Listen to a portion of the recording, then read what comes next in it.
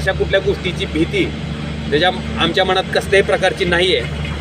आणि ज्या पक्षप्रमुखांनी आदरणीय हिंदुराज सम्राट शिवसेना प्रमुख बाळासाहेब ठाकरे साहेब, आदरणीय पक्षप्रमुख उद्धवजी ठाकरे साहेब, आदरणीय आदित्यजी ठाकरे साहेब, त्यांनी मला वाटतं 2009ला मला आमदार केलं, 2019ला खासदार म्हणून देशाच्या लोकसभेत पाठवले।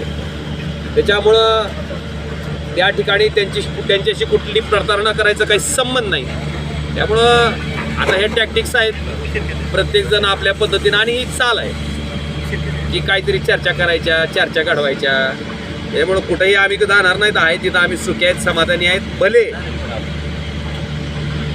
पुढं काही का निकाल लागणार, पण आपण आपल्या नेतृत्वाशी प्रामाणिक राहिलो, आपल्या पक्षप्रमुखाशी प्रामाणिक राहिलो, ज्या मतदारांनी आपल्याला मतदान टाकलं त्याच्याशी प्रामाणिक राहिलो, मला वाटतं ह्याचं एक फार मोठं समाधान त्या ठिकाणी आमच्या मनात।